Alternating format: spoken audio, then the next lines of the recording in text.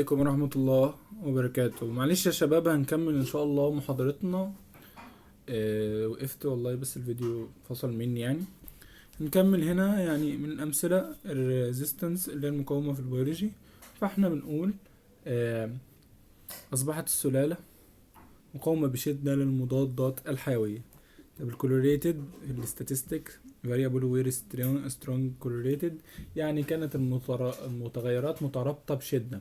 طيب بايو بايودري biodegradable، يعني قابل للتحلل في مجال الانفيرومنتال. بي the new plastic is fair biodegradable، يعني البلاستيك الجديد قابل للتحلل الحيوي إلى حد ما. مضطرب turbulent، يعني في الفيلد داينامكس، في ديناميكا المواقع.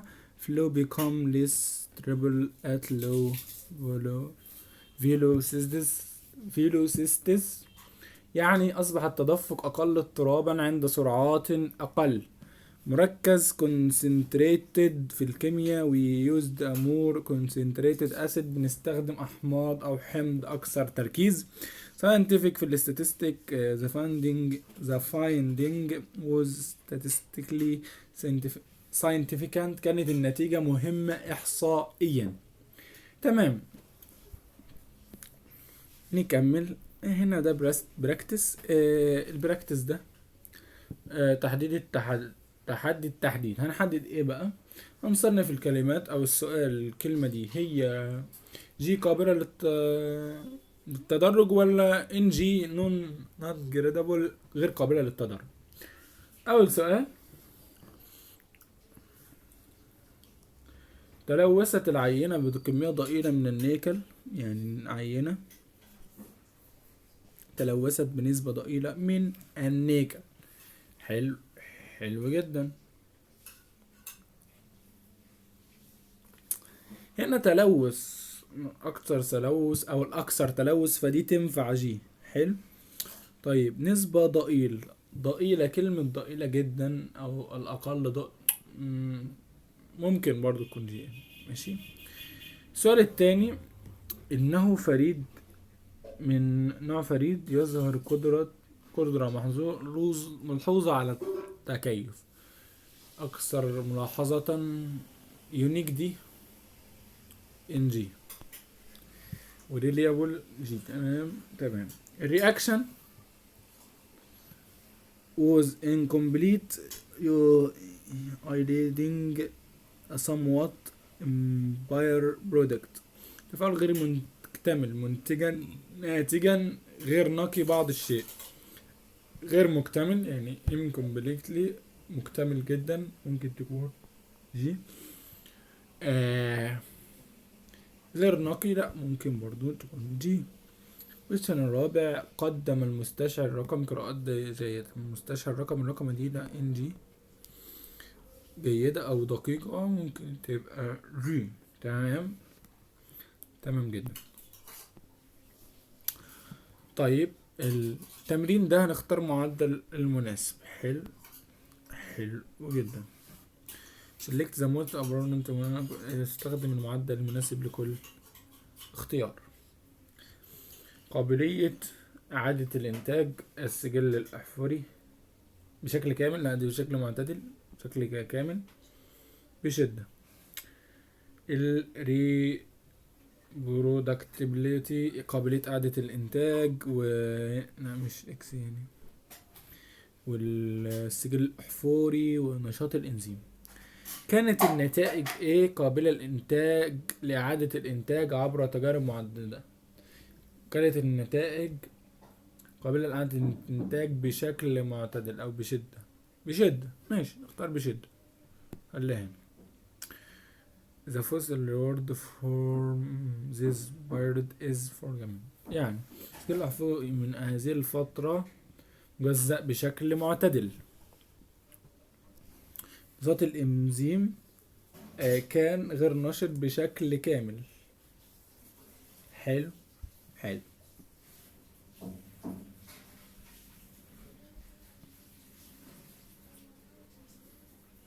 أو نخلي بشكل كامل هنا، واحدة معلش، بشكل كامل اللي هتكون هنا، وبشكل هنا. حلو حلو.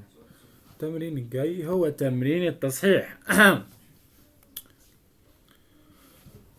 اول جملة يقول لك العلماء اقترحوا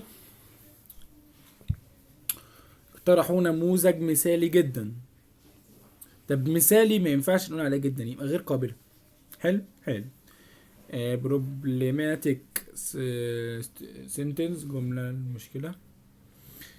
or findings prove that the theorem is absolutely true. هي true بس، يعني ايه absolutely true دي بقى؟ هي true يعني صحيحة، بس صحيحة من غير قابلة للتدرج. طيب ناخد اخر مثال في التمرين ده. اقول لك هنا this is the most unique ecosystem. برضو unique ما ينفعش تكون فيها تدرج عشان هي non gradable. طيب مثال طبعا ده اجابات المثال اللي احنا كنا حلينه ده، اللي هو ده اجابات ده. نعمل كده علامتين زي بعض عشان نجمعها. هي اجابة ده. ده ماشي.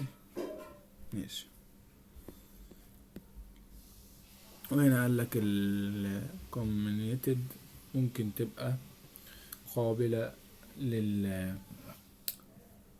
اللي هو التلوث ممكن يكون قابل للتدرج، والتريس اللي هو كلمة ضئيل برضو ممكن يكون قابل. يونيك مش قابل. ريماركابل قابل. انكمبليتد قابل للتدرج. امبير قابل للتدرج اللي هو التفاعل غير مكتمل او غير نقي. الديجيتال رقمي غير قابل. اكيوريت قابل للتدرج. طبعا في هنا اختيار معدل، يعني افتح الإجابة. مش عارف ده سؤال تابع لإيه صراحة، ولكن هنا هاي reproducible. هنا هاي accuracy موديل. ده اختيار معين مثلا، وده التعديل بتاعه يعني. فأنا مش فاهم الحتة دي صراحة، يعني دي أمثلة ولا حل عليها ولا إيه. وأخيرا بقى النقاط الأساسية لكتاب العلم في الموضوع دوت. ان احنا نميز بعناية. نحدد دايما الصفة دي قابلة للتدرج ولا مش قابلة للتدرج قبل ما اعدلها.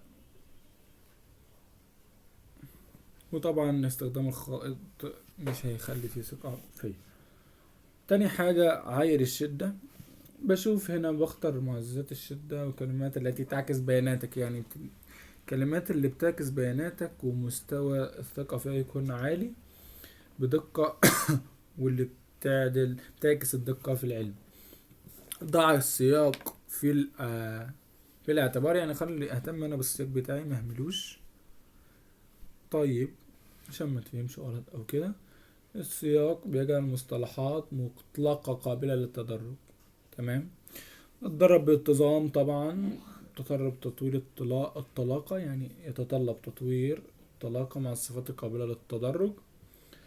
ممارسة في كل من قراءة أو كتابة النصوص العلمية. وإلى هنا يسعد نكون وصلنا إلى نهاية آخر محاضرة في الإنجليزي.